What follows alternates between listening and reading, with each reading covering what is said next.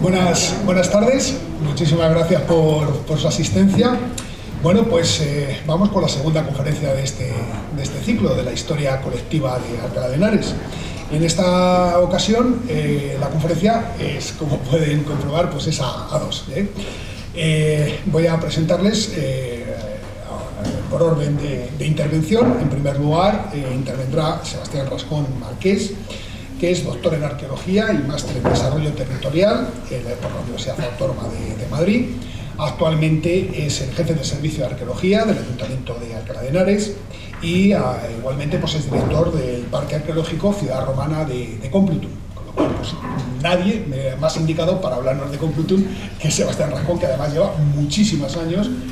Bueno, yo le conozco de hace casi 40 años y lleva muchísimos años excavando e investigando. Sebastián ha recibido varios honores y menciones, entre ellas el Premio Nacional Cultura Viva en el año 2010.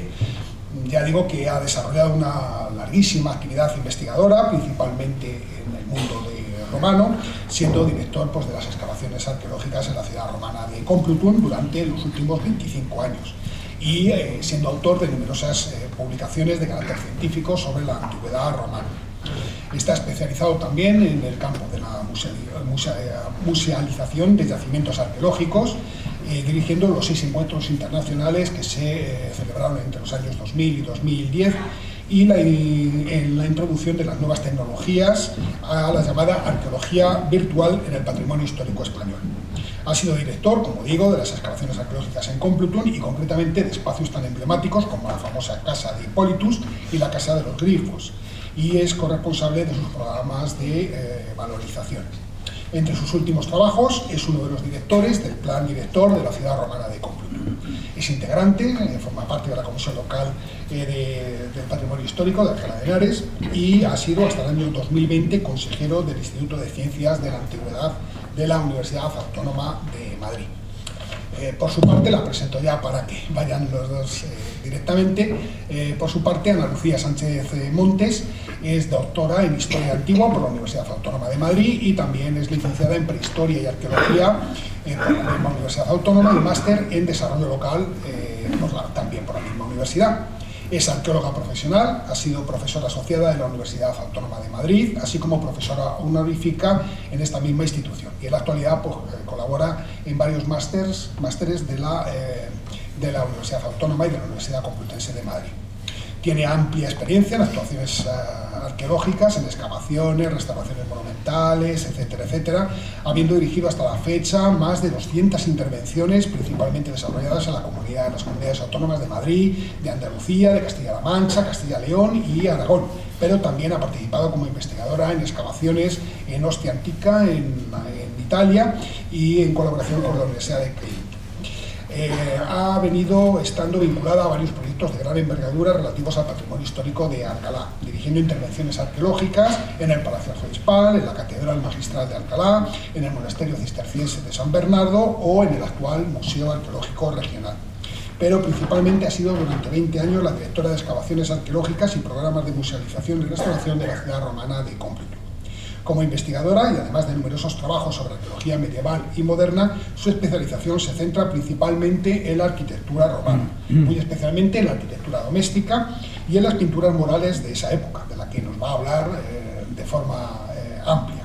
Temas sobre los que ha publicado numerosos trabajos de investigación y en la que es una de las investigadoras de referencia en nuestro país. Destaca también su actividad en relación con aplicaciones del patrimonio histórico en aspectos didácticos, sociales y de empleo, habiendo participado y dirigido varios proyectos de escuelas-taller vinculados al patrimonio en Alcalá de Henares y en otras localidades de la Comunidad de Madrid, hasta la desaparición de este tipo de programas. Y ya sin más, pues les voy a dejar con ellos que, bueno, pues ya saben, nos van a hablar de Alcalá, la continuación de la conferencia anterior. Nos van a hablar de la Alcalá romana, de la Alcalá visigoda y de la Alcalá musulmana. Pues, cuando queráis. Pues muchas gracias. No sé si me oye bien, espero que sí. Muchas gracias, Vicente, gracias tanto a la institución como al ayuntamiento, como a ti como coordinador de los programas por contar con con nuestra humilde presencia en estas charlas. Y bueno, efectivamente vamos a hablar del esta conferencia lleva por título Complutum Romano y Visigodo, Alcalá musulmana. En principio nosotros íbamos a hablar de la Alcalá de Complutum romano, y principalmente es de lo que vamos a hablar en cualquier caso. Va a ser una conferencia sobre los romanos en Alcalá. Pero sí que, hablándolo con Vicente, no queríamos dejar vacío un espacio muy importante de la historia de Alcalá, como es lo que llamamos ahora la tardoantigüedad, que es lo que, para entendernos, es la época visigoda de toda la vida, ¿vale? Y la época medieval islámica, la Alcalá musulmana, porque son periodos fundamentales sin los cuales no se entiende el desarrollo de nuestra ciudad, ¿no? A pesar de lo cual, por el espacio del que disponemos y que esto tiene una duración determinada, pues principalmente vamos a hablar del mundo romano, y sí que habrá un capítulo en el libro que va a acompañar a estas charlas sobre el mundo tardoantiguo visigodo y musulmán. Dicho esto, vamos con los romanos y con Complutum tardoantiguo y con la Alcalá medieval, que en realidad su verdadero nombre, el único nombre admitido que tiene, es Calat Abd al-Salam o Calat Abd as-Salam, ¿no?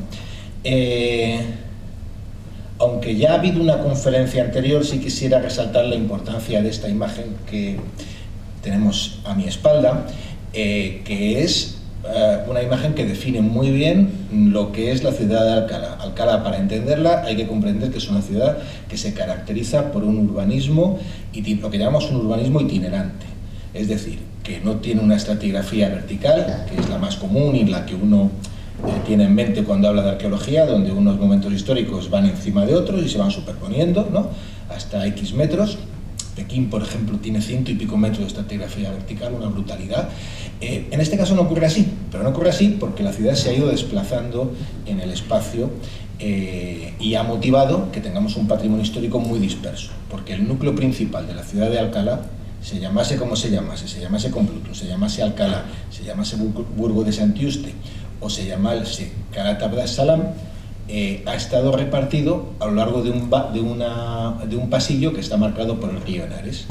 Esto, que nos choca ahora mucho, se comprende bastante bien si entrásemos a cuestiones ambientales, que tampoco vamos a detenernos mucho en ellas, pero que se entienden con mucha rapidez, pensando que cuando estamos en unos momentos de paz, donde importa el comercio, la movilidad y unos aspectos, entre comillas, globales, por utilizar un término actual, como es el mundo romano, o como va a ser después el mundo renacentista a partir del siglo XVI, la ciudad se asienta en el llano, pero en momentos de dificultad, por ejemplo en la época medieval islámica, lo que hacen es irse a un sitio donde se está más incómodo, hay determinados problemas de tipo ambiental, pero es fácilmente defendible, ¿no?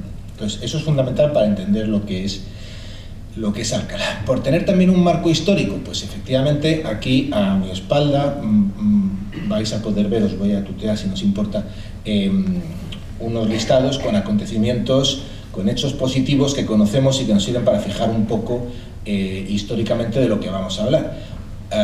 Unos hechos históricos que afectan a un territorio amplio como es la Carpetania, que es el mundo que existe aquí, el mundo indígena que hay aquí antes de que lleguen los romanos, ¿no? Y que luego afecta también a Complutum y a Alcalá de Henares. Son fechas muy concretas, son momentos bastante clave que van definiendo todos estos siglos de los que vamos a hablar, ¿no? Existe una conquista del mundo indígena por parte de los romanos. Sabéis que en 219, en 220 o 219 hay documentados ya enfrentamientos con Aníbal por parte de los pueblos carpetanos. Hay una situación de guerra, de tensiones constantes entre el nuevo Estado romano y las distintas unidades políticas que componían el mundo celtibérico y el mundo carpetano, que básicamente llegan hasta el 72 a.C., que es cuando finaliza la guerra contra Sertorio. Y luego, en cuanto a Complutum, pues tenemos una serie de fechas clave. Vamos a referirnos solamente a las principales y más elementales, que son la primera fundación de la ciudad, que parece que se desarrolla en el cerro de San Juan del Viso, en torno a mediados del siglo I a.C., aunque esto lo conocemos muy mal. La gran fundación de la ciudad es muy poquito posterior, que es de época de Augusto, o sea, del cambio de era, que es cuando se desarrolla en los campos del Juncal, que es la ciudad de Complutum, que ahora es visitable, que podéis ir a ver cuando estiméis. Hay una vigorización de la ciudad muy importante y muy significativa en el siglo III después de Cristo, que es muy importante porque nos está diciendo que nos está hablando de la importancia de Complutum como ciudad y posiblemente de la importancia jurídica, administrativa, ¿vale? No olvidemos que el siglo III o IV son momentos en que gran parte de las ciudades romanas y del Estado romano se descomponen y hay, sin embargo, ciudades que se privilegian aún más, ¿no? Esta Complutum es una de ellas. Sabemos de la presencia de importantes personajes de la historia y la literatura romanas, como es Poncio Meropio Paulino, conocido también como Paulino de Nola, que es uno de los grandes referentes de la literatura latina tardoantigua, hacia 400 después de Cristo, que es cuando él vive en Complutum durante 2 o 3 años, según los investigadores que uno considere, y existe un desmoronamiento del modelo de ciudad antiguo que ocurre en los primeros años del siglo V. Existe una transición a lo que llamamos ahora el mundo tardoantiguo, que es el mundo visigodo de toda la vida. Ahora los investigadores en general están prefiriendo hablar del mundo tardoantiguo porque se considera que ese mundo que va desde la caída del Imperio Romano hasta la llegada del mundo islámico en el siglo VIII ya, se entiende mejor si uno lo comprende como una extensión del mundo romano original derivado hacia otra cosa, ¿no? Por eso hablamos de la antigüedad tardía. Y finalmente, a partir de 711, lo que tenemos es un cambio importante en la estructura de la ciudad y del territorio, que es cuando desaparece el Estado visigodo, entra nuestra zona dentro de un ámbito que es el ámbito del Estado islámico, primero del Emirato, luego del Califato y posteriormente de diferentes reinos de taifas, y eso va a motivar que haya un desarrollo determinado de un tipo de ciudad distinta que principalmente va a tener un enfoque claramente defensivo. Estamos en el mundo romano antiguo con una vocación más abierta al mundo, más vinculada con el comercio, con las rutas de comunicación, etcétera, etcétera, y sin embargo ahora vamos a encontrarnos con una ciudad principalmente militarizada, que es un poco el objeto que tiene, porque estamos en la frontera. Visualmente eso lo vamos a resumir en 3 o 4 imágenes. La imagen de la ciudad romana, que es de la que principalmente vamos a hablar ahora después, que es una imagen clásica, de una ciudad clásica, con un urbanismo ortogonal, como ahora tendremos ocasión de ver, y que responde a algo parecido a lo que nosotros entendemos ahora por una ciudad también, desde el punto de vista físico. Esta otra imagen, que es la de la tardoantigüedad, donde lo que hay es un desmembramiento de la antigua ciudad clásica y donde lo que empieza a ver es un poblamiento mucho más disperso, donde encontramos un montón de núcleos, como estos que tenemos aquí, el Complutum tradicional, que está en el Juncal, el Complutum del Campo Laudable, en torno a la catedral actual, y el Complutum de la zona del Val y de la Madonna. 3 grandes zonas, posiblemente hay más, y cuando uno decía en el siglo VI después de Cristo me voy a Complutum, pues posiblemente decía que se iba a esta zona tan grande, no a un elemento urbano tan claro como el que se podía entender antes en época romana. La conquista islámica en el 711, que aquí en nuestra comarca se materializaría cuando fuese, es decir, un poquito más tarde, en realidad da lugar a un paisaje que es continuación al anterior paisaje tardoantiguo.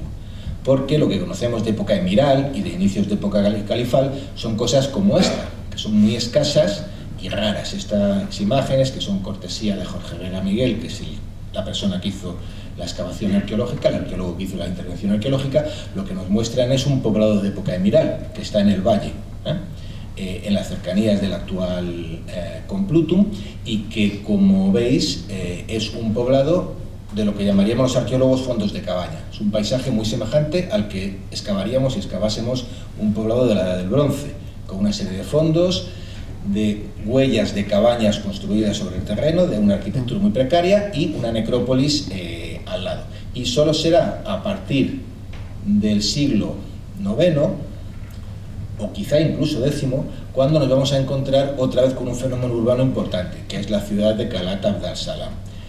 ciudad que conocemos como Alcalá la Vieja. Nosotros ahora mismo es el yacimiento de Alcalá la Vieja, y que realmente es un modelo muy cercano a lo que es el urbanismo islámico en casi todas partes.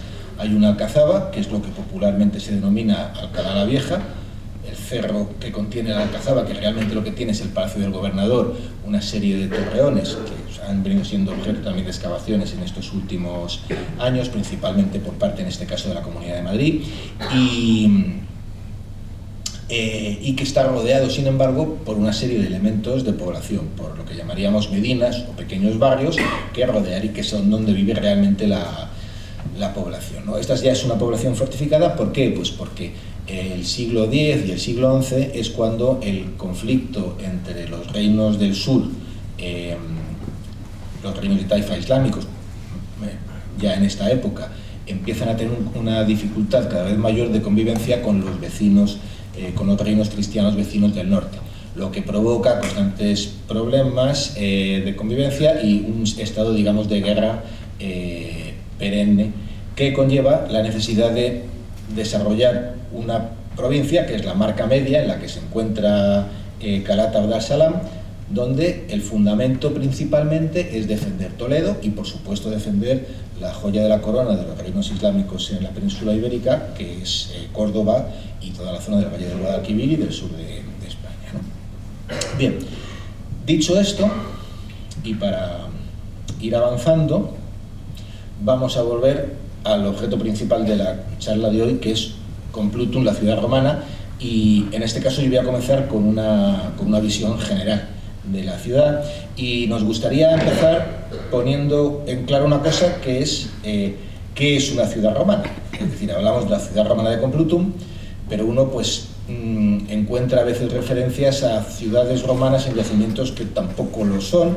¿Por qué Complutum es una ciudad romana y por qué no lo sería en caso de no cumplir ciertos objetivos? Es decir, ¿qué es una ciudad romana y qué es una ciudad de la antigüedad? Bueno, pues en general, para considerar como tal una ciudad de la antigüedad, lo que tiene que haber es dos tipos de realidades que están expresados en estas dos columnas que están a nuestra espalda, que es una realidad política y funcional por una parte y una realidad física por otra.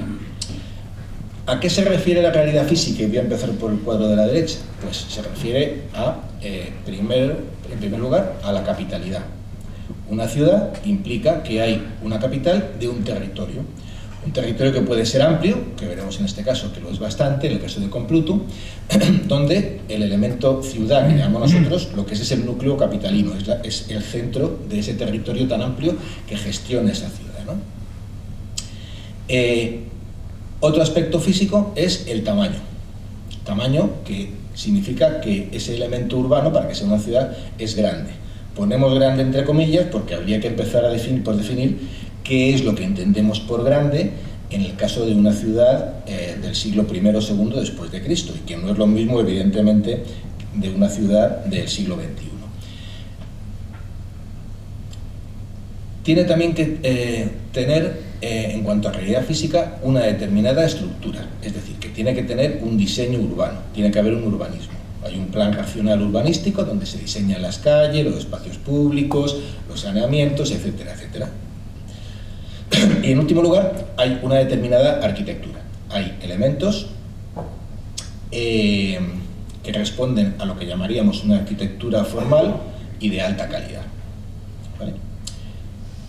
Y tiene generalmente, bueno, siempre, edificios públicos de distinta naturaleza, vinculados con la administración, con el ocio, con lo que sea.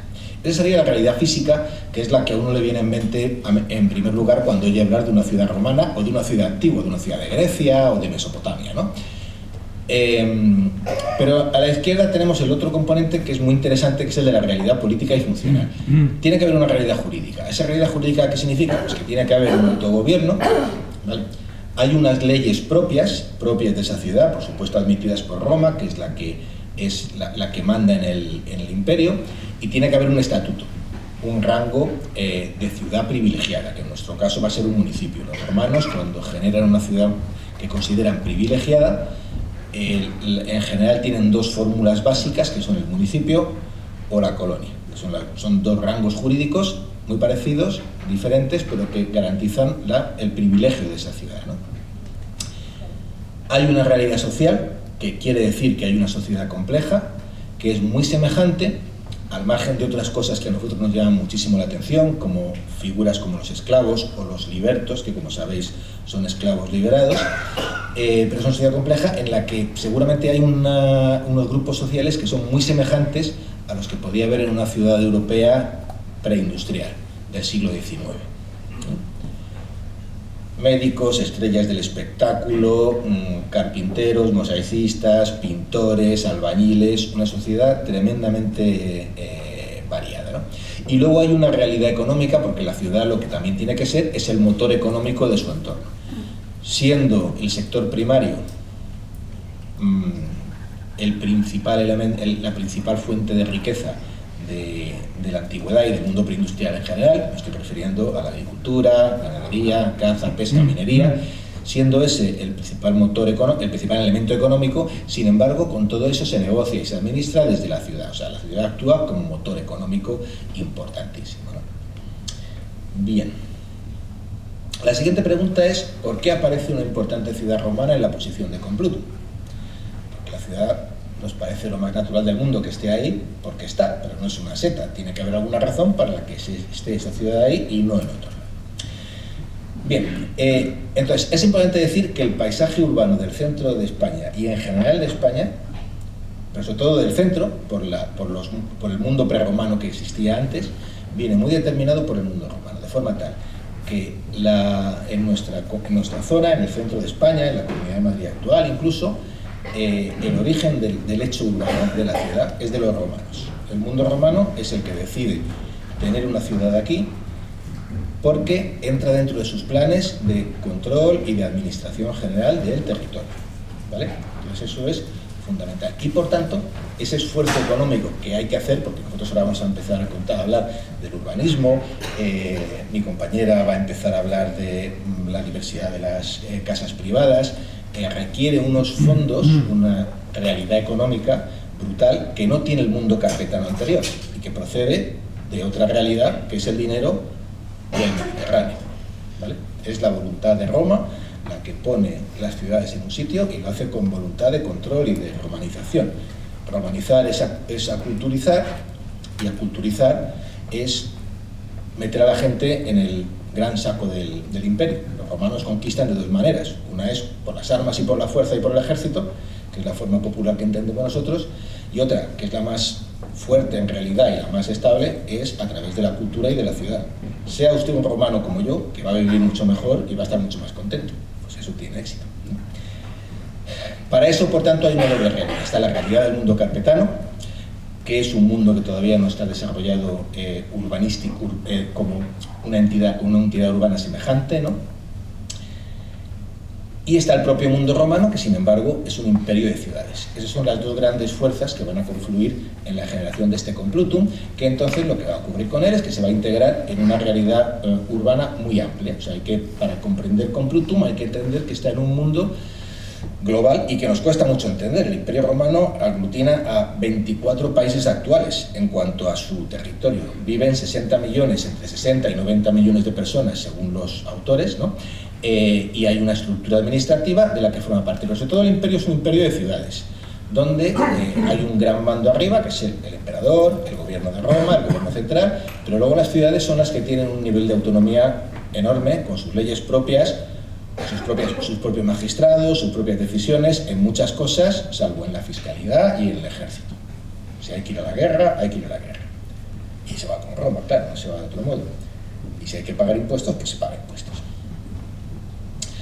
Esas ciudades que hacen los romanos, que son las que vamos a ver ahora, responden a esto, que es lo que llamamos un urbanismo hipodámico, un urbanismo ordenado. Aquí tenéis algunas imágenes célebres. Los romanos tienen una literatura específica, incluso técnica, de qué es el urbanismo. Ahí está Vitruvio, por ejemplo, o Plinio, que explican cómo tiene que ser una ciudad. A su vez ellos lo cogen del mundo griego y helenístico, que a su vez tampoco se lo inventan, sino que lo cogen del mundo del Próximo Oriente, donde desde el tercer milenio antes de Cristo ya hay ciudades organizadas, ¿vale? O sea que los romanos no inventan nada, los griegos tampoco, y extraemos un gran conocimiento de Oriente, que como decían los romanos, ex Oriente lux. Y aquí tenéis algunos ejemplos que nos interesaba traeros. Abajo tenéis Alejandría, que es una de las grandes urbes de la antigüedad. Fijaros ese trazado hipodámico, que se llama así por Hipodamos de Mileto, que es a quien se le atribuye el invento de esta retícula. Se le atribuye falsamente, porque él lo que hace es popularizarlo, aplicarlo y escribirlo en libros, pero no lo inventa él. El puerto del Pireo, que es la ampliación de la ciudad de Atenas, o esta otra que nos gusta mucho porque es Tingal, o Tambugadi, es el nombre romano, el nombre actual, el romano es Tingal, que está en Argelia y que es un urbanismo de manzanas de 30 por 30, que es como el que vamos a ver ahora, el que se aplica en Complutum. Dicho esto, ¿desde cuándo se investiga en Complutum? Bueno, pues hay que considerar que en realidad la tradición historiográfica actual, es decir, los conocimientos que nosotros vamos a transmitiros hoy en día, en realidad derivan de una línea de investigación que tiene unos 50 años, no más. Aunque, paradójicamente, desde el siglo XVI hay excavaciones en Complutum, y uno de los primeros, el que quizás es el primer libro en español sobre arqueología, que es la Antigüedades de las ciudades romanas de España, que es de Ambrosio de Morales, ya incluye a Complutum dentro de sus repertorios, desde el XVI. Y en los siglos sucesivos se continúa excavando. Es cierto que la arqueología de esa época no es una arqueología como la actual, es la arqueología de los anticuarios y coleccionistas, donde lo que se hace no es tanto buscar el conocimiento, sino buscar reliquias, obras artísticas, muchas veces con una función religiosa, vinculada sobre todo con la Biblia, con la historia de Cristo, ¿no? Por desgracia, todo eso, incluso fijaros que ese interés lleva de todas formas a que exista hasta un primer museo arqueológico en la ciudad, desde aproximadamente 1872. Por desgracia, después de la Guerra Civil se pierde todo eso y Alcalá se vuelve a encontrar con su arqueología de una forma súper traumática, que tenéis aquí las imágenes de la derecha, que creo que son muy expresivas. Fijaros en los años 60, esta foto es del 60 creo, como Alcalá es realmente un núcleo que es básicamente el mismo que en época medieval, con algún crecimiento por el norte y tal, pero la mancha amarilla, que es Complutum, está en el campo, ¿vale?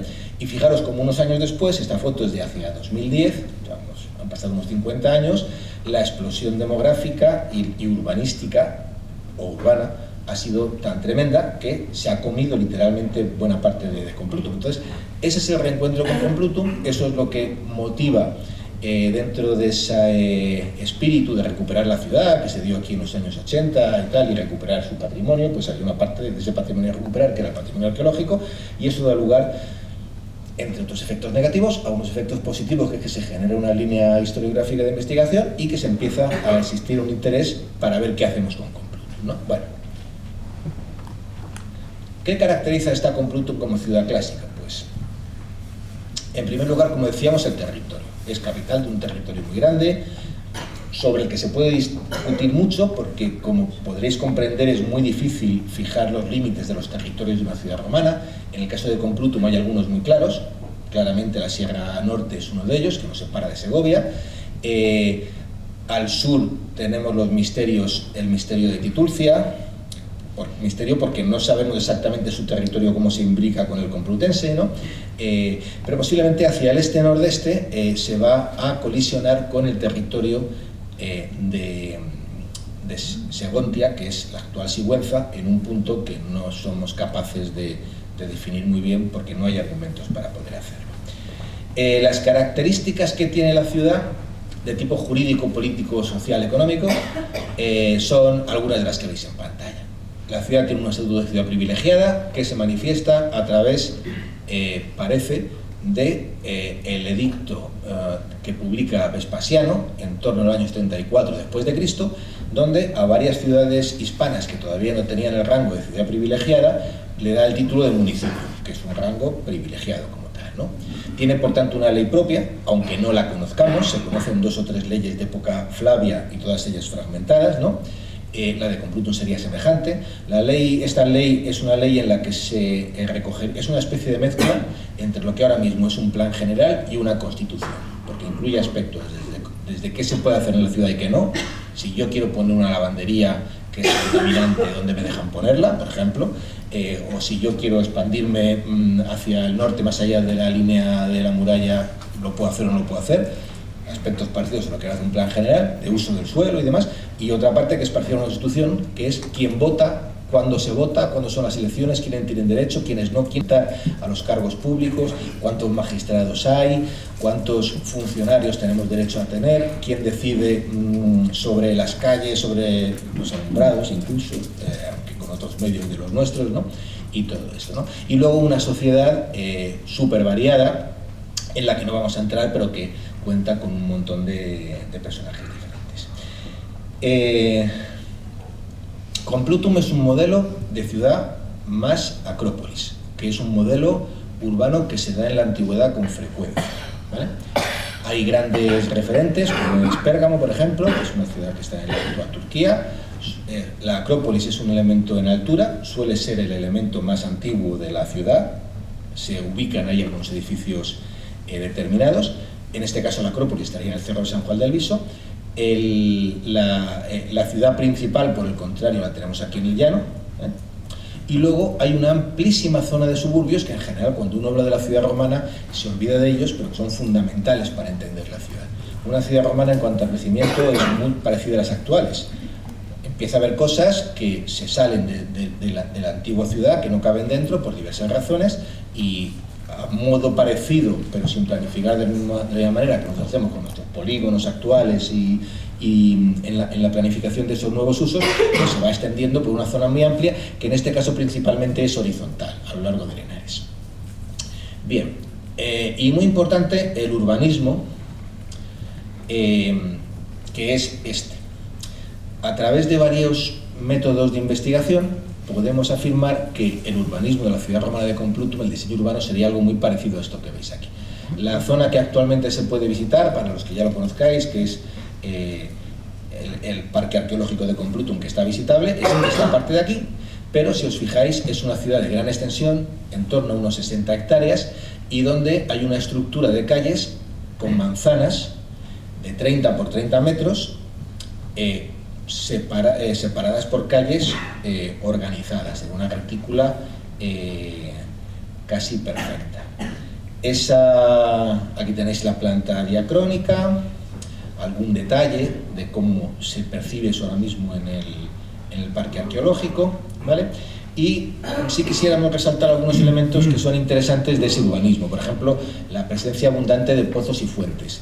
Las excavaciones que hemos venido realizando en los últimos 20 años han proporcionado una gran cantidad de pozos, o que a lo mejor eran pozos que podían estar más o menos monumentalizados en la parte superior, y que son fundamentales porque primero están en las casas, también están en las calles, sobre todo en los pórticos, y hay que entender que Complutum es una ciudad que se asienta sobre un gran nivel freático, sobre un lago subterráneo. Esa probablemente es una de las principales razones, si no la principal, por la cual Complutum no sigue desarrollándose en altura, en la antigua Acrópolis, sino que se asienta directamente en el llano, porque el agua es un elemento principal, el abastecimiento de aguas en una ciudad romana, y en este caso lo que hacen es acceder a un agua de muy buena calidad sin tener que invertir en grandes infraestructuras de tipo acueductos, que son muy puntuales y solamente los hemos encontrado relacionados con las termas públicas. Otro elemento fundamental, importantísimo, aunque es de los que menos vemos, pero es de los más importantes, es el saneamiento, las cloacas y el saneamiento público, ¿vale? Hay una red magnífica de cloacas que permite el desagüe y la limpieza de toda la ciudad. Hay, por supuesto, edificios públicos, donde conocemos varios. El principal es este que tenemos en pantalla, que aquí lo vemos un poco mejor, que es un edificio primigenio con una basílica que tenemos aquí, ¿vale? Unas termas públicas y un cuadripórtico, que es un edificio de funcionalidad desconocida, vinculada con el mundo público. La basílica no es una basílica religiosa, es una basílica municipal, una basílica judicial que tiene uso civil. La basílica romana es una especie de mezcla entre los juzgados de la ciudad y una casa de contratación. En el siglo III, en el siglo I es así, en el siglo III hay una modificación total, de forma tal que se pierde el aspecto lúdico, y se fomenta el aspecto administrativo, se da el espacio a la basílica, generándose estos espacios que veis aquí, o que podéis ver en esta restitución que hemos propuesto para el interior, lo que quiere decir que dentro de ese fortalecimiento de la ciudad en el siglo III, el aspecto administrativo, el aspecto de administración de la justicia, es muy importante en el concepto que los complutenses tienen de la propia ciudad. ¿Vale? Es decir, que en gran medida una de las riquezas o de las fortalezas de Complutum es por un fin de tipo político y administrativo, porque ocupa un lugar importante dentro de la administración en esta parte de la meseta. Hay algunos otros edificios públicos, como este, que es especialmente simpático, que es el Auguraculum, es una casa de adivinación y de purificación, donde uno en este registro arqueológico que tenemos aquí, pues lo que hay es una especie de pozos de ofrendas con unos agujeritos alrededor, como podéis ver en la imagen, donde lo que se depositan son ofrendas de piezas selectas de animales, principalmente gallinas, y jarras que tienen un carácter lustral, o sea, es para limpiar, para purificar un mal que ha habido. Yo le hago una ofrenda a los dioses que están abajo en el inframundo, o el arúspice me abre las vísceras del animal y yo adivino o predigo ahí cuál va a ser el futuro de aquello que yo consulte, ¿no?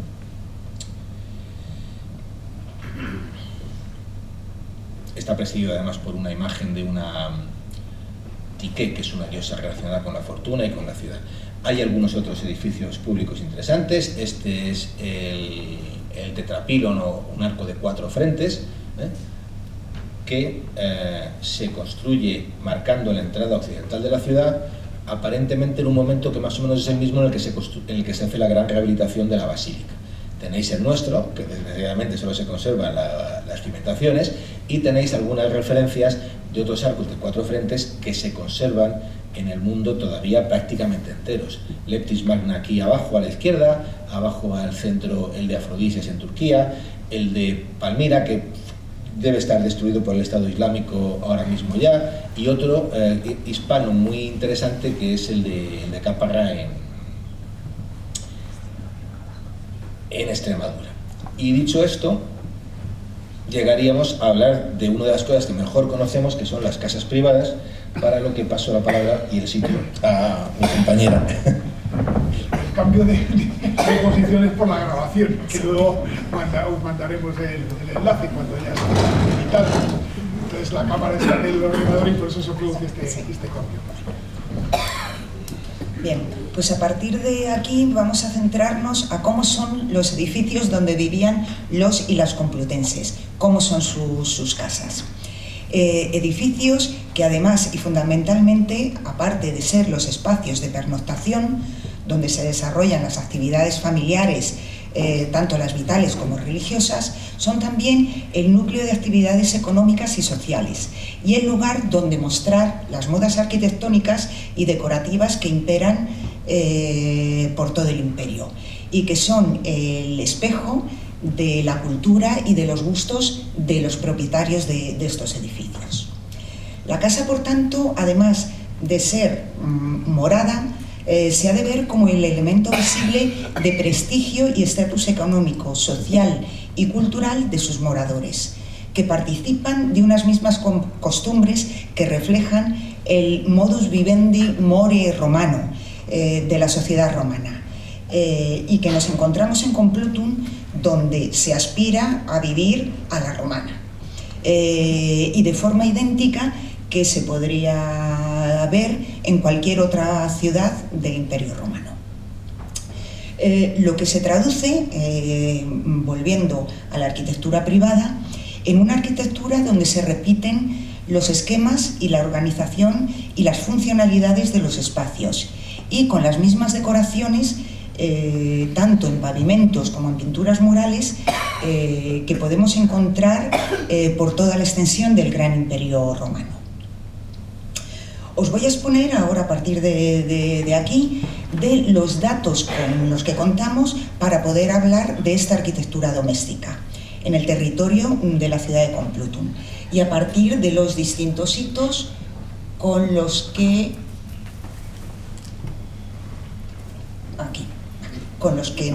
nos encontramos. Casas donde vivían importantes familias y de las que tenemos conocimientos al menos de dos grandes familias que se repiten, cuyos nombres se repiten. Una de ellas es la familia de los Años, que sufragó la construcción, que es la imagen de Lara más pequeña, familia que sufragó la construcción de la agrupación del Collegium Juvenum, conocido como la Casa de Hippolytus, y que se ha documentado a partir, este nombre a partir de este ara, dedicada al dios Hércules, y encontrada en el siglo XIX en el entorno de la Casa de Hippolytus. A esta familia sumamos también la de los Emilios, otra familia complutense que tendría fábricas de producción de material constructivo y concretamente, y que incluso sirvieron como militares en la guardia pretoriana del emperador Trajano. Y así lo tenemos documentado a partir de esta estela funeraria, que es la más alta que veis ahí, donde contamos con la presencia de Lucio Emilio Cándido, cuya estela funeraria se encontró en la necrópolis del Puente Mulvio en Roma, o sea que fue a morir un complutense que fue a morir sirviendo a Trajano allí a Roma. Bien, pero tenemos también el conocimiento de otros muchos complutenses cuyos nombres conocemos a partir de sus estelas funerarias. Al nombre de Lucio Emilio Cándido se suman otros nombres como estos que tenemos aquí, de Terencia Antila, la estela que tiene el fondo rojo, la de Emilia Arbúscula, otro nombre, Calvo Emiliorum, Pompeia Antila, Magia Atria, Arruntia Punsice o Valerius Crences, entre otras muchas. Conocemos también a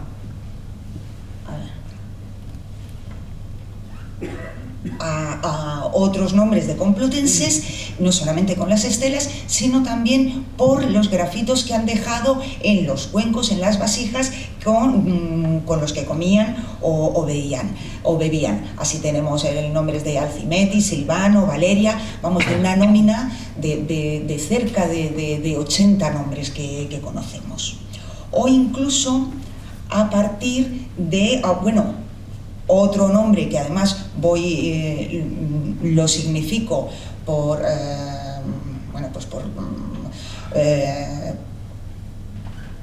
las características que tiene y sobre todo la relación con una de las casas que después vamos a ver, que es el nombre de Varia, que dejó su nombre en un pequeño cuenco de Terra Sigillata Hispánica Tardía, aquí lo tenemos, la forma 27 o 25-26, y que es de una producción de finales del siglo I, segundo después de Cristo.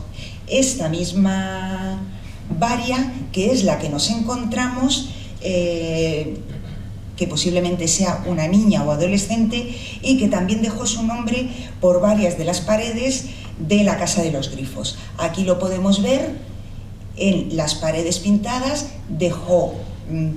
garabateó su nombre en estas carísimas decoraciones, que menuda gracia le haría a los padres, en los que aquí podéis ver su nombre, Varia, que nos encontramos en la estancia U, en esta pintura, y de nuevo aquí en otra estancia en otra pared del ambulacro oeste nos encontramos por 2 veces su nombre. Aquí lo está intentando garabatear y aquí ya se explaya y rasca la pared donde podéis leer Varia Efei Filia, hija. O sea que sabemos que sería una de las ocupantes de la casa. Bien.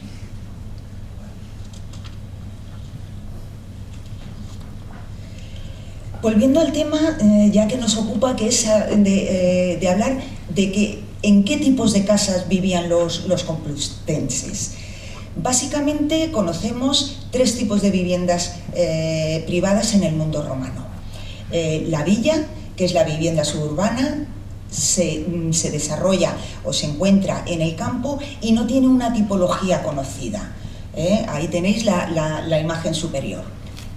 Son grandes mansiones o pequeñas, puede haber de muchísimos tamaños, que se encuentran en medio del campo, fuera de las ciudades. Y dentro de la ciudad, ¿qué es lo que nos encontramos? Pues por un lado, la ínsula, que es la vivienda colectiva, y se encuentra y es un edificio en altura. Y la domus, que es de las que hoy os vamos a hablar, que son las viviendas de tipo unifamiliar, donde vive una sola familia, que están dentro de la ciudad y que puede tener entre una y como máximo 2 alturas, y de las que conocemos 2 tipos, la de atrio y la de peristilo. Aparte de otros tipos de viviendas de menor entidad, en las que todavía no hemos encontrado en Complutum, aunque se conocen en el mundo romano, aunque no están tipificadas. Bien, en cuanto a la ínsula, es este tipo de es el nombre que recibe el edificio de apartamentos o poenácula y que están en altura, y donde habitualmente son casas o en alquiler o en propiedad, y donde vivían habitualmente los ciudadanos más pobres, y que muchas veces quedaban reducidas a un simple habitáculo donde se hacía toda la vida. Vitruvio, el gran arquitecto al que se ha referido Sebastián con anterioridad, que es el gran arquitecto del siglo I, el gran arquitecto del mundo romano, nos decía que estas ínsulas se construían de forma muy deprisa y con materiales de muy mala calidad, y que por ello estaban siempre expuestas constantemente a hundimientos e incendios. Su altura podía llegar a ser enorme, considerable, hasta 9 alturas, y con lo cual Augusto, el emperador Augusto, debió de legislar en este sentido para que su elevación no fuese de más de 70 pies, o sea, como unos 4 o 5 pisos, y sin ascensor, o sea, imaginaros.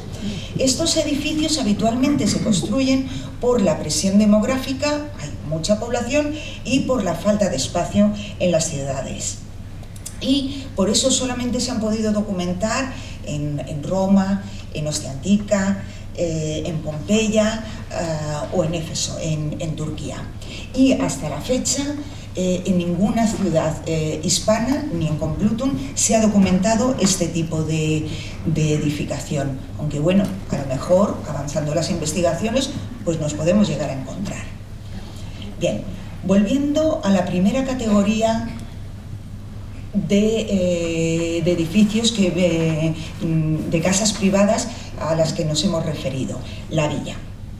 En el caso de la Comunidad de Madrid, que pertenecía donde se insertaba fundamentalmente el territorio complutense, como hemos visto en el plano de Sebastián, de los más de 100 yacimientos que se han documentado, de los más de 100 yacimientos romanos, se han identificado varios que entran dentro de la categoría de villas, y entre las que destacan, ahí veis las imágenes, de la villa del Puente de Segovia, que se encontró cuando se estaba construyendo la M30, la villa de Carabanchel, la de Villaverde, la de Santos de la Humosa, que son villas muy parcialmente conocidas, y la de Valdetorres, muy cerca de aquí, musealizada.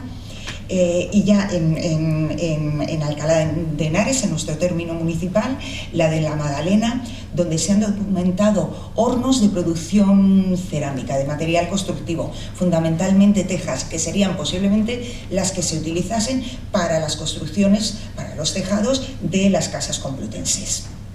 O la Villa del Val, también en nuestro término municipal, y que del que luego nos va a hablar Sebas en el capítulo de edificios singulares. Estas villas son grandes conjuntos dedicados fundamentalmente, además de a residencia, a actividades sobre todo agropecuarias o artesanales, cuyos tamaños exceden en mucho a los límites que el urbanismo impone dentro de las ciudades. Aquí en Complutum ya hemos visto que son manzanas, las que quedan entre las calles, de 30 por 30 metros, o sea, 900 metros cuadrados. Bueno, pues cuando un dominus, un señor romano, le parece poco tener una casa de 900 metros cuadrados, que le parece poquísimo, pues entonces se va a construir una gran villa o un palacio fuera de los límites de la ciudad, o sea, ya en el campo. Bien, y por último nos vamos a centrar en el tercer tipo de vivienda dentro de la arquitectura doméstica de Complutum, que es la domus, que es el tipo de edificio residencial pero de carácter señorial, o sea que es de un cierto nivel y donde vive una única familia, perteneciente por supuesto a una categoría social afortunada y que se inserta en el entramado hipodámico urbano de la ciudad, del que ya hemos hablado. En algunos casos se ha hablado de que eran residencias oficiales, pero después de toda la investigación que se ha ido realizando, las domus que hemos identificado en Complutum, diríamos que son simplemente bellas casas urbanas, o sea, que no pertenecen a los dirigentes que estuviesen dirigiendo los designios de la ciudad, sino que es donde vive el común de la población, pero eso de una clase elevada. Las domus son en la nómina de todos los edificios que nos podemos encontrar en una ciudad, superan tanto en espacio como en número a todos los edificios de carácter público que nos podamos encontrar en la ciudad. En este sentido, os traigo dos citas de dos autores que nos ilustran mucho acerca del mundo romano. Por ejemplo, Maiuri, que al referirse a Pompeya nos decía que la excepcional importancia de Pompeya se debe a la edilicia privada, casi íntegramente conservada y que cubre 9 de las 10 partes de la ciudad. Y por otro lado, Friedlander, y para que veáis la importancia que tiene la arquitectura doméstica, nos decía, cuando nos hace una nómina Friedlander de los edificios públicos, de los edificios que había hacia el 312-315 en Roma, en uno de los 14 distritos de Roma, y nos dice que había 2 circos, 2 anfiteatros, 3 teatros, 4 escuelas de gladiadores, 5 naumaquias, 30 arcos de mármol, 37 puertas que rodean la ciudad, 290 almacenes y graneros, 254 panaderías públicas, 1.790 casas individuales y palacios y 46.602 casas de vecindad. Con lo que se puede ver la enorme distancia entre el número de edificios públicos de diversos usos, lúdicos, religiosos o administrativos, frente al número de edificios privados. Bien. En Complutum hemos documentado hasta la fecha no 46.602 edificios, sino 9 domos. Pero bueno. Y cuyos nombres son el resultado de algún elemento característico que se haya de ellas. Así, por ejemplo, la Casa de los Grifos, por la representación en sus pinturas de dos grifos. En la Casa de Marte, por el entalle con el dios Marte en un anillo de oro. La casa de Baco, de Cupidos o de Leda, por los personajes mitológicos de sus mosaicos, o la casa de la Lucerna de la máscara teatral, que ha recibido el nombre por la decoración de una lucerna de bronce. Como veis, somos poco originales a la hora de poner los nombres y además se hace de forma aleatoria. Posiblemente los arqueólogos que nos sucedan, bueno, pues les darán pues nuevos nombres, aunque siempre se suele hacer en base a un elemento particular que nos encontramos. Bien, estos edificios se caracterizan, bueno, y responden a la idea vitruviana de venusta species, que nos dice que la belleza de un edificio depende de que su aspecto sea agradable y de un gusto por la debida proporción de todas sus partes. En estas casas se observan, en todas estas casas que vamos a ver, se observan los criterios vitruvianos básicos y más representativos en cuanto a la concepción de un edificio, como son la proporción, el orden, la armonía, el decoro y la economía. Y responden a los modelos clásicos de domus que vemos en el mundo romano, que son las casas de atrio o casas de peristilo, donde toda la concepción y organización del espacio dentro de la casa se realiza en beneficio de la creación de un gran aparato escenográfico, destinado al disfrute del dominus, o sea, el señor de la casa, y sobre todo para demostrar al visitante su poder económico y prestigio social. El único elemento que tiene, no tiene el llavero del Audi para decir, uy, fijaros, tengo un Audi o un Mercedes. Lo único que tengo para mostrar al resto de la población es mi casa. Entonces invierto un gran esfuerzo, un esfuerzo económico, cultural y demás. Y luego lo que quieren los dueños de estas domus es librarse de pertenecer al grupo de personas a las que se refiere Vitruvio también en su libro sexto de su gran libro de arquitectura, en el que dice: para las personas de una fortuna mediocre no son necesarios vestíbulos magníficos, ni grandes salones, ni atrios, porque dichas personas van a cortejar a los otros, mientras que a ellas nadie viene a buscarlas. O sea, lo que quieren es eso, liberarse de pertenecer a ese grupo social, con lo cual lo que quieren es, y lo que pretende es siempre mostrar unas casas magníficas. Todo el grupo de casas que vamos a ver ahora se construyen entre principios del siglo I, empiezan a construirse a principios del siglo I, entre las épocas de Augusto y la época Julio-Claudia, en los 50 primeros años del siglo I.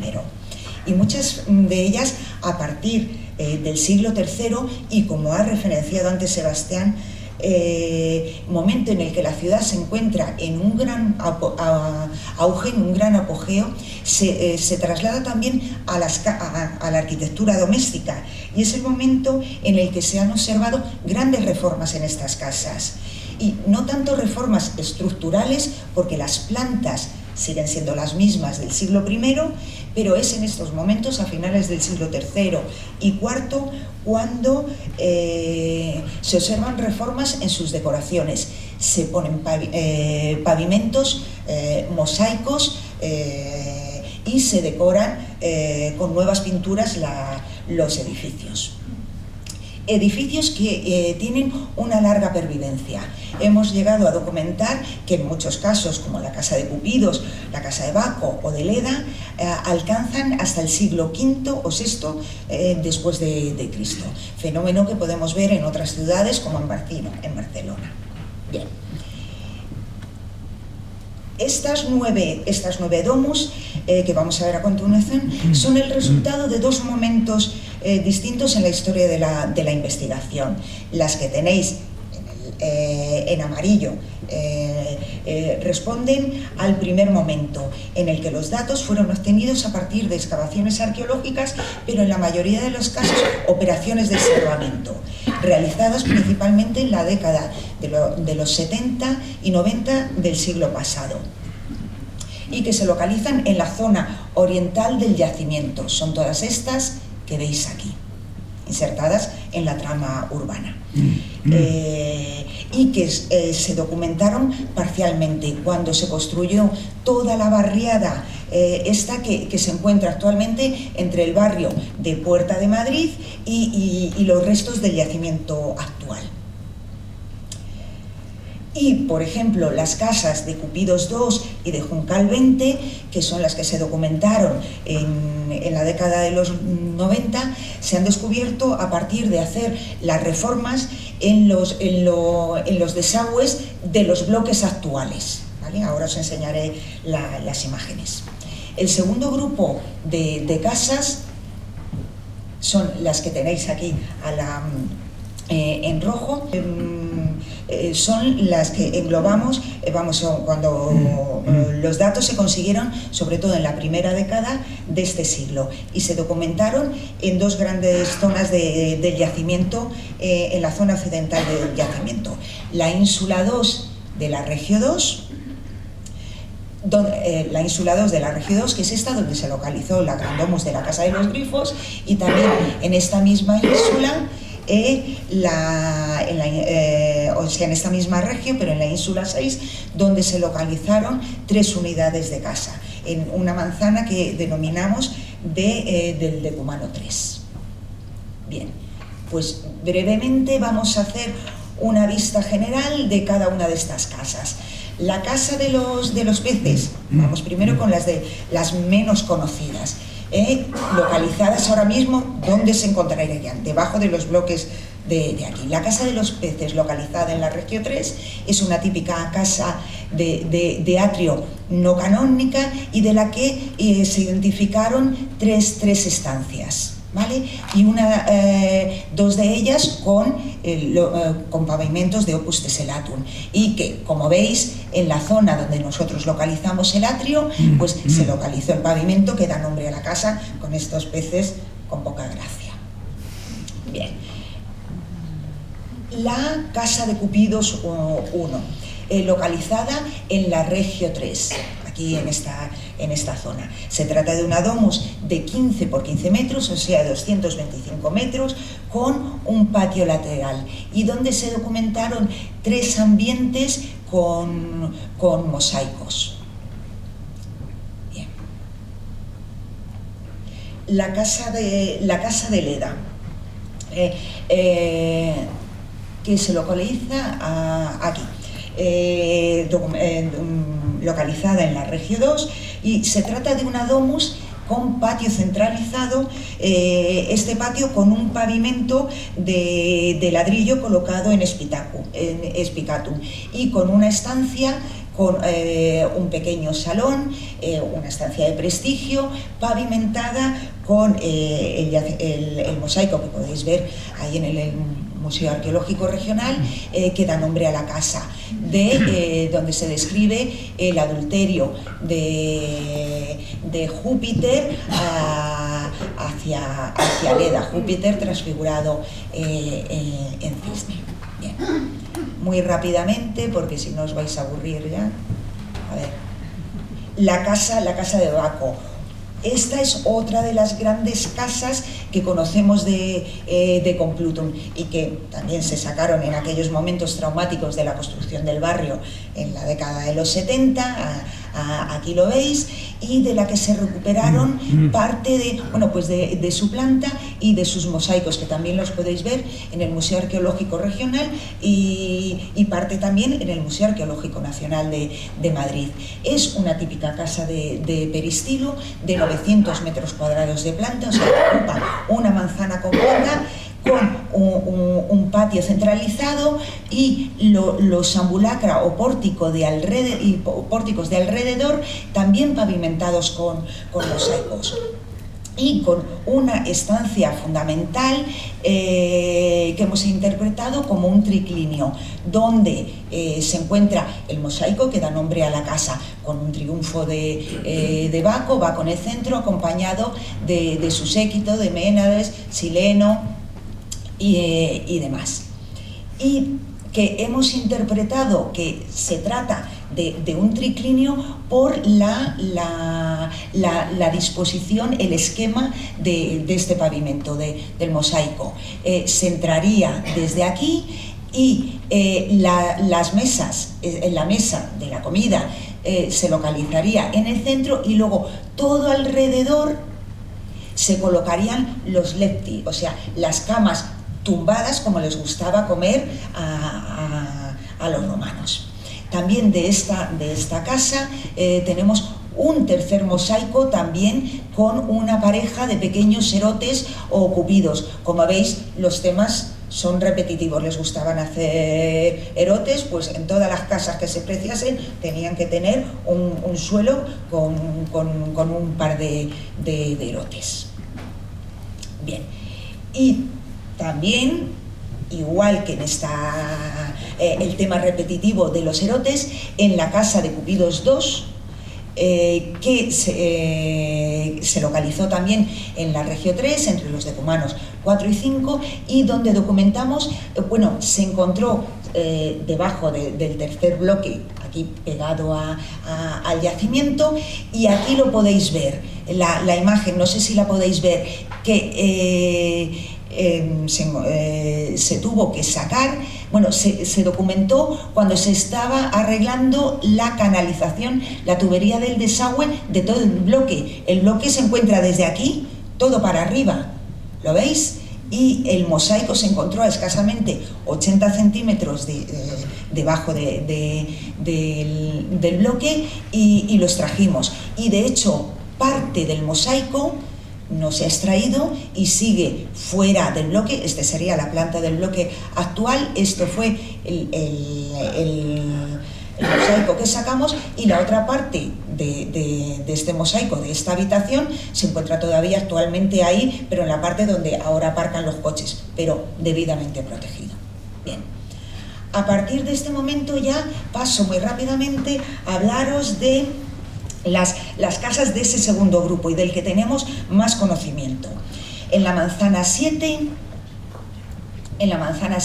y ya que está dentro del yacimiento, ¿lo veis? De la parte musealizada. En la manzana 7, localizada entre los decumanos 3 y 4 y los cardos 6 y 7, se han localizado 3 unidades de casas individualizadas.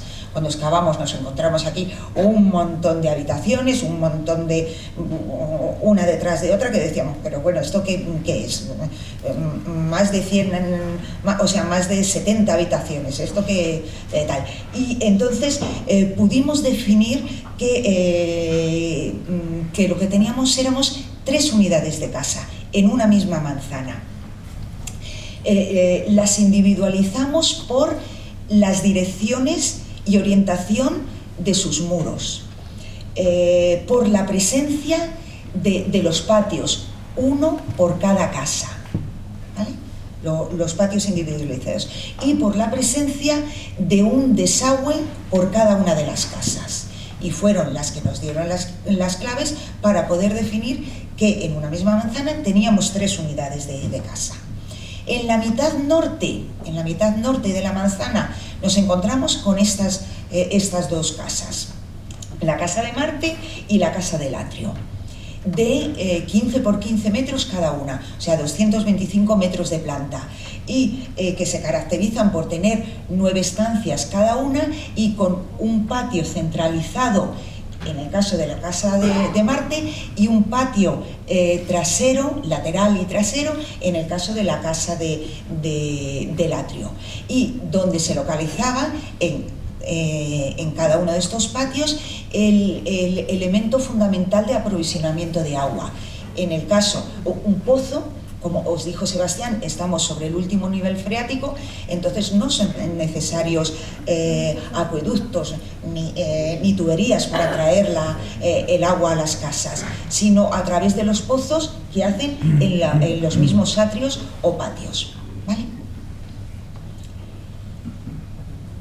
La siguiente casa que nos encontramos en esta manzana, pero esta vez ya de tamaño mediano, de 450 metros, que es la casa de la Lucerna de la Máscara Teatral, en la mitad sur de esta manzana. ¿Vale? Se trata también de una domus de atrio mediterráneo de 15 por 30 metros, como os he dicho, y en el que nos encontramos, la entrada se encuentra en el lado sur, un gran pasillo en fauces con un patio al fondo donde se encontraría el pozo, y luego 2 bloques de estancias, 2 bloques con 7 estancias en cada uno de los lados, y además con 3 tiendas, 3 unidades de tiendas o tabernas que daban a la calle, ¿vale? Que aquí están señalizadas y que diferenciamos e identificamos a partir de los umbrales de las puertas, ¿vale? Bueno, pues a partir de ahora me voy a centrar ya, no sé cómo vamos de tiempo, en la Casa de los Grifos, que es de la última casa que os voy a hablar y en la que me voy a parar un poquito más. Y que se documentó en las excavaciones de los años 80 del siglo pasado, pero que realmente hemos avanzado en su conocimiento a partir de las intervenciones que se han venido realizando a partir del año 2003 hasta ahora. Es una característica casa de peristilo, de las dos que hablábamos, conocidas, de atrio de peristilo, y que se localiza en la primera manzana al suroeste del foro, el foro donde se encuentran los grandes edificios públicos de las termas, la basílica, el mercado, el auguraculum, o sea que está como si ahora tuviésemos la casa en la esquinita de la Plaza Cervantes, prácticamente, o sea que tiene una localización privilegiada. Ocupa una manzana completa, 900 metros cuadrados de planta, a la que se adosa además una pequeña taberna, una pequeña tienda, ocupando parte del pórtico del decumano número 3. Y en la que hasta la fecha hemos documentado 25 ambientes. Digo hasta la fecha y que solamente 25 ambientes porque todavía nos queda una parte sin excavar. En el centro del edificio, de esta casa, como veis, completamente cuadrada, el centro del edificio está presidido por el peristilo. ¿En qué consiste el peristilo? En el patio abierto, rodeado por 12 columnas y rodeado también por los pasillos que dan acceso a todas las estancias, a prácticamente todas las estancias. Es por tanto el peristilo el espacio de distribución y circulación de la casa, que proporciona además luz y ventilación a todas las estancias, y donde además se encuentra el elemento de aprovisionamiento de agua que se ha de encontrar en cada una de las casas de las domus romanas, que es un pozo en el centro del patio. Se construyó en los primeros años del siglo I, en época de Augusto. De hecho, nos encontramos en el cimiento de la casa, en la estancia E, una moneda de época de Augusto, del 5 al 3 a.C., que no se les había caído, sino que la habían depositado muy intencionadamente. Como ahora podemos dejar monedas para decir he hecho la casa en tal fecha, bueno, pues allí colocaron la moneda de Augusto, con lo cual nos está diciendo que en el año 3 se está construyendo esta casa, que estuvo en uso durante cerca de 300 años, cuando a principios del siglo III sufre un incendio y la destruyen y demuelen, ¿vale? Me voy a detener más en esta casa porque es el único edificio privado de la ciudad de Complutum que contamos con el registro completo de lo que sería una casa privada y que conserva casi toda su pintura en prácticamente todas las estancias, lo que nos ha permitido hacer una anastilosis, que podéis ver aquí la imagen de prácticamente todos sus ambientes.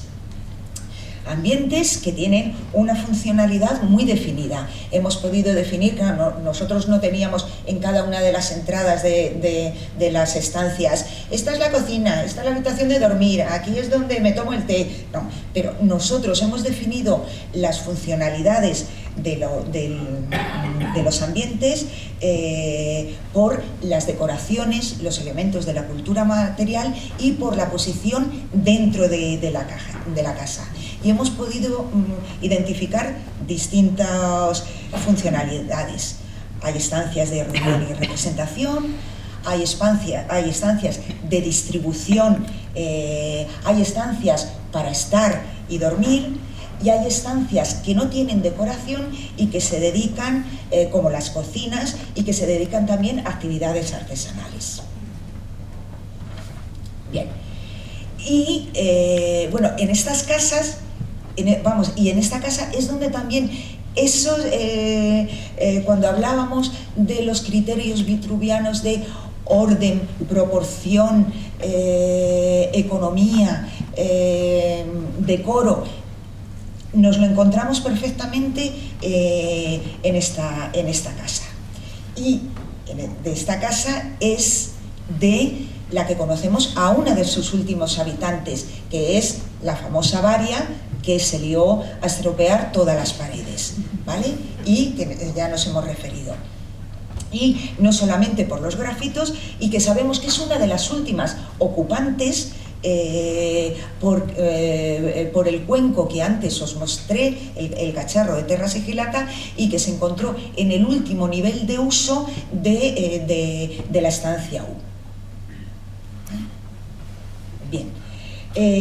¿Por qué se llama la casa de los grifos? Bueno, pues por la aparición en la estancia J de la pareja, aquí los podéis ver, de estos grifos, que es el animal mitológico, mitad águila, mitad león, protector de los bienes familiares, y que hemos encontrado, como os digo, en la estancia J, que es un simple distribuidor, y donde en el resto de sus paredes nos encontramos otros elementos fundamentales de la iconografía romana, como la representación del dios Helios o la representación de Júpiter transfigurada en un cisne con las alas extendidas.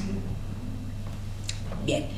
En esta casa hemos definido 4 rangos de estancias, o sea, como 4 niveles. Que hemos definido fundamentalmente por su ubicación y por las decoraciones pictóricas. Dentro del primer rango nos encontramos con las estancias de prestigio y que están abiertas a los visitantes. Por un lado contamos con las estancias que os he señalado aquí, la estancia D, E y G. Y que hemos interpretado como salones de representación triclínea u oecus, colocadas estratégicamente, como veis, en las cabeceras de los ejes, de los 2 ejes visuales con que contaba la casa.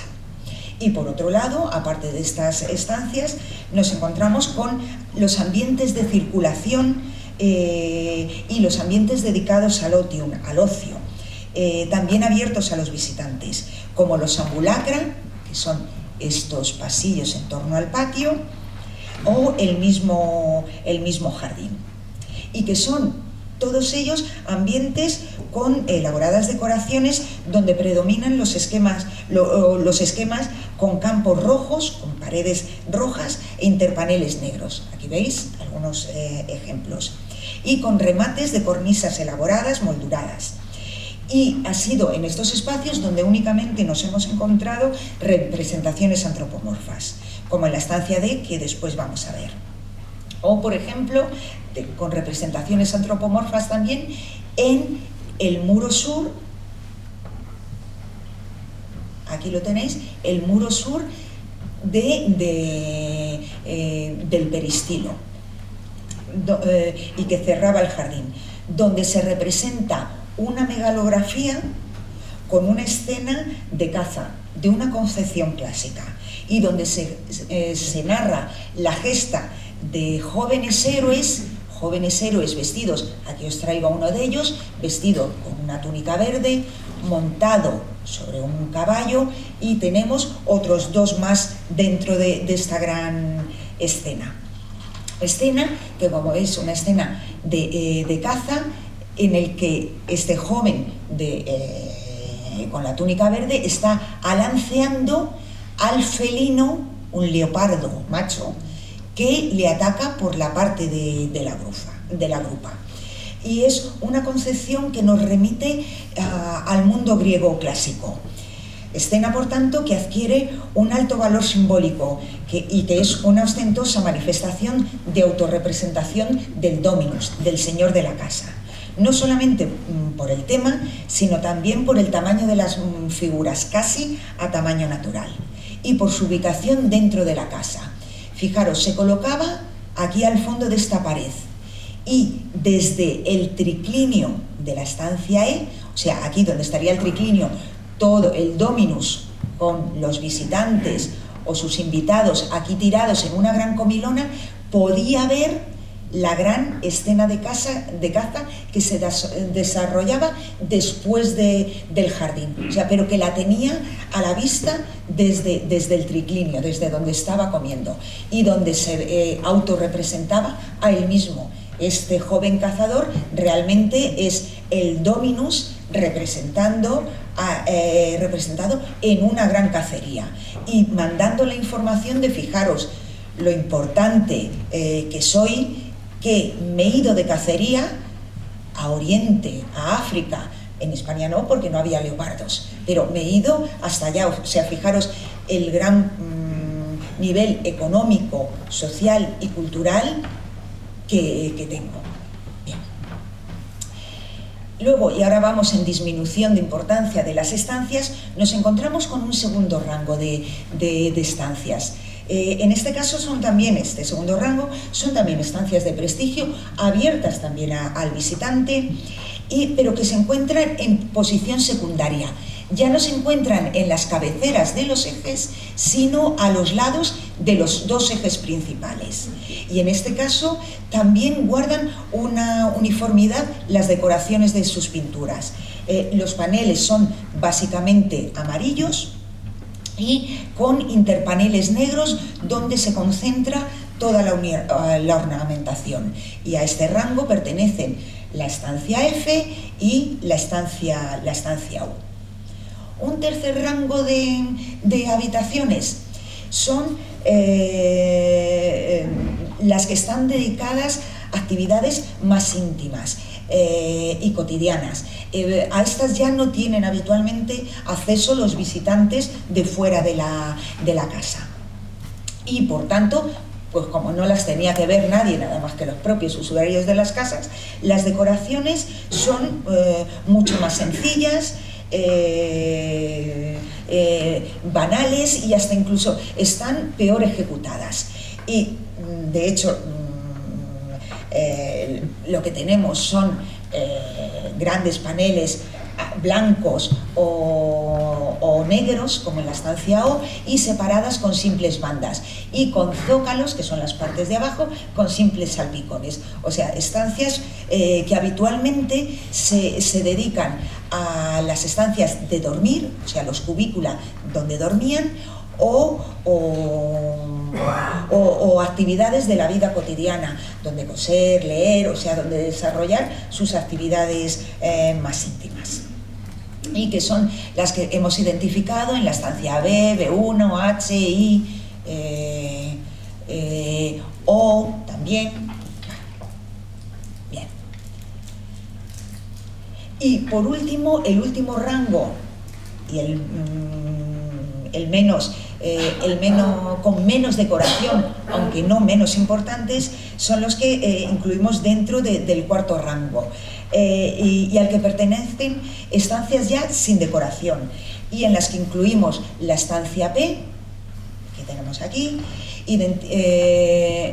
la estancia P, que es esta de aquí, es que no veo un pimiento, la estancia P, que es esta que tenemos aquí, y que hemos interpretado como una culina, o sea, una cocina, y donde hemos podido realizar la anastilosis de la mesa pompeyana, o sea, de la cocina de donde cocinaban los habitantes de la casa de los grifos, bueno, los siervos de los habitantes de la casa de los grifos, que como veis, bueno, teníamos cuchillos, teníamos un gran ajuar de cerámica común, teníamos esta mesa de tipo pompeyano, con lo cual sabemos y la hemos interpretada como la cocina.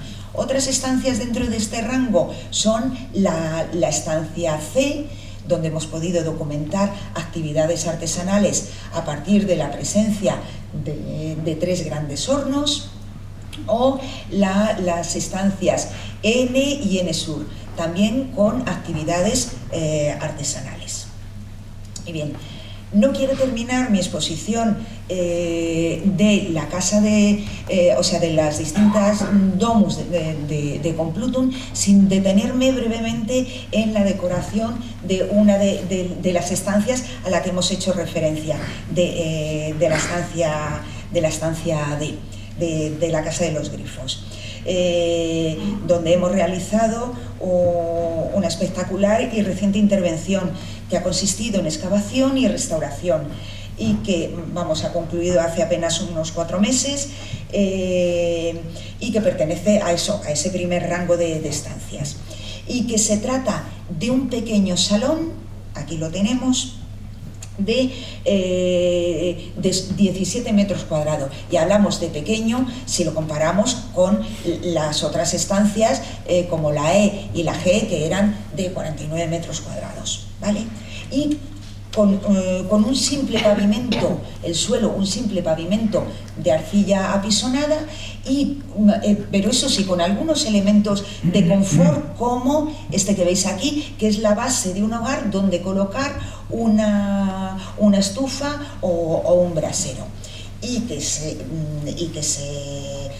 caracteriza por las magníficas pinturas y la profusa decoración de sus pinturas murales. Y además documentada en todas las partes de la pared, tanto, excepto en el rodapié, tanto en la zona baja como en la zona media, como en la zona alta, que está rematada con una cornisa moldurada, encontramos decoraciones de tipo zoomorfo, antropomorfo, arquitectónico o vegetal. Aquí veis un popurrí de todas las que nos hemos encontrado. Bien. Presenta la pintura de esta estancia un esquema básico, un esquema compositivo muy básico, que aquí os lo he traído representado, que ha sido muy fácil de restituir este esquema básico. O sea, ¿por qué nos inventamos, después de tener unos cuantos cachos, por qué nos inventamos estos esquemas? Bueno, pues porque había una gran cantidad de masa pictórica, y sobre todo por la posición de caída de esa masa pictórica en la estancia, lo que nos ha permitido, a partir de las intervenciones arqueológicas, pues realizar este esquema decorativo. Y el esquema se compone de una zona baja, esta de la parte de acá abajo, con un rodapié de 15 centímetros sobre el que se levanta un zócalo subdividido en rombos y cuadrados, y en el centro de cada uno de los elementos pues una figura zoomorfa que, como veíamos en la diapositiva anterior, está presidida por animales marinos. Veis una cabra híbrida marina, delfines, toros híbridos marinos, o sea, animales, figuras zoomorfas. Sobre este zócalo se levanta la zona media, formada por grandes paneles monócromos rojos de 130 centímetros de ancho, enmarcados por bandas amarillas con líneas de encuadramiento interiores también, y donde nos encontramos, que es lo más representativo, cuadros en el centro de estos grandes paneles, decorados con cuadros centrales de 60 centímetros de lado, con decoraciones figuradas, concretamente torsos. Bueno, respecto a las figuras anteriores, tenemos multitud de paralelos en mosaicos y otras pinturas de otros lugares. Y ya, volviendo a lo que se estaba diciendo, las representaciones antropomorfas de estos pequeños cuadros dentro de los grandes paneles. Fundamentalmente nos han quedado los cuadros del muro sur de esta estancia, y donde nos hemos encontrado dos torsos, uno masculino y otro femenino. Bien. La interpretación de estos personajes inicialmente, bueno, pues ha sido complicada. Y según van avanzando las investigaciones, pues hemos cambiado de criterios. La figura central, o sea, la figura femenina que nos encontramos en el central, inicialmente pensábamos que se trataba del retrato de la dómina, de la señora de la casa. Y como así apareció en el periódico, por eso os lo menciono, para que no digáis, en unos momentos decíais que era la representación de una dómina y ahora me estáis diciendo que es otra cosa. Entonces, bueno, pero inicialmente, como os digo, pensábamos que era el retrato de la dómina de la casa, apoyándonos en el gesto severo, austero, los rasgos pronunciados y por la elaborada vestimenta con la que se vestía, que nos recordaban claramente a una casta matrona, una señora importante romana. Frente a la imagen masculina del otro cuadro, en la que veíamos una idealización que en esta imagen no encontrábamos. Bien, aunque finalmente el avance de la investigación que se hizo el avance de la investigación y el encontrar los trocitos a la hora de hacer el puzzle, pues nos hicieron encontrar, bueno, los fragmentos de un cetro y de lo que sería una corona, ¿veis? De los primeros restos tal cual los teníamos, luego nos encontramos fragmentos que nos casaban, una corona que se denomina polos y que se encuentra única y exclusivamente en algunas diosas romanas, con lo cual la presencia de estos atributos del cetro y del polos nos están hablando no de un retrato, sino de la representación de una diosa, y concretamente de la diosa Juno. Y aquí os traigo un paralelo de una escultura encontrada, localizada en el Louvre. Y por último, bueno, pues respecto a la figura masculina, nos aparece, aquí es difícil de ver, pero bueno, haced un esfuerzo. Nos aparece de frente, mirando al espectador, semidesnudo, con un manto que cuelga sobre el hombro izquierdo, barbado, aquí lo veis, con las barbas aquí, con una corona de hiedra entre el pelo ensortijado. Aquí lo podéis ver, la corona de hiedra. Estas hojitas aquí amarillas, y la presencia de un cetro que nos encontramos aquí, la presencia del cetro aquí, y lo que identificamos como el remate del cetro, que es este de aquí, que os lo traigo ampliado, aquí hay que hacer, y más ampliado todavía, hay que hacer un gran esfuerzo, donde hemos visto un águila de perfil, la cabeza, la barriga, un ala y el otro ala que está aquí perdida. Y que nos lleva a interpretarlo, por tanto, como al dios Júpiter, el padre de todos los dioses.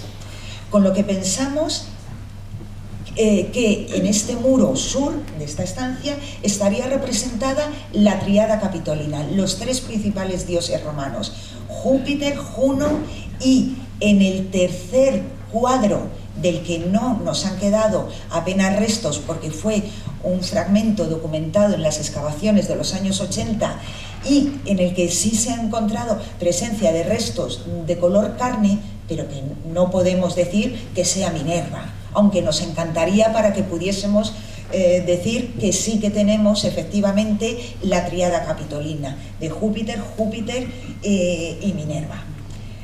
Bueno, con lo cual lo que vemos es que tiene toda esta decoración nos remite a un alto valor simbólico de la estancia y que hemos interpretado con que posiblemente fuese el gran santuario privado de la casa.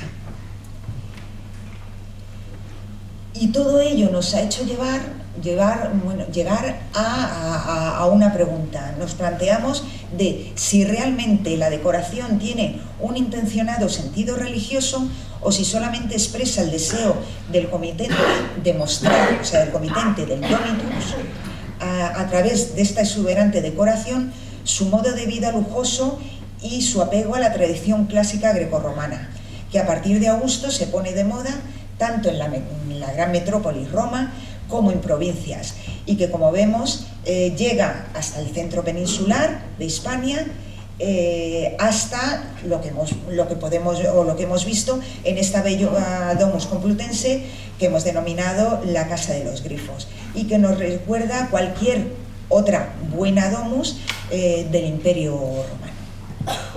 Y a partir de aquí, pues ya os invito a que vayáis al yacimiento y podamos ver los edificios singulares como la Casa de Hipólitos. Bueno, muchísimas gracias.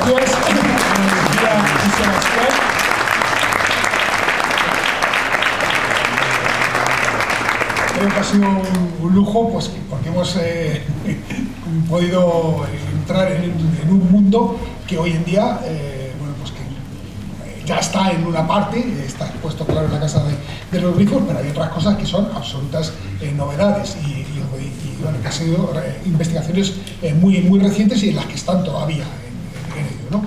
Bueno, aparte de darles las gracias a ellos, quiero agradecer naturalmente la presencia de Diana Díaz del Pozo, la concejala de Patrimonio del Ayuntamiento de Alcalá de Henares.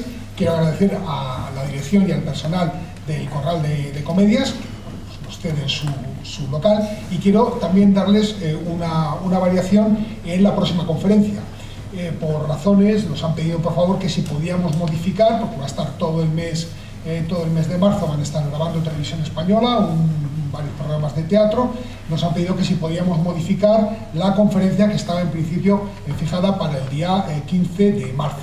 Y se va a pasar al 22, es decir, en lugar del tercer miércoles de marzo, será el miércoles 22, el último, el cuarto, el cuarto de marzo, que además me corresponde darlo a mí y en la que les hablaré pues la continuación, es decir, desde la toma de Alcalá, del castillo, que es todo el periodo cristiano, hasta finales del siglo XV.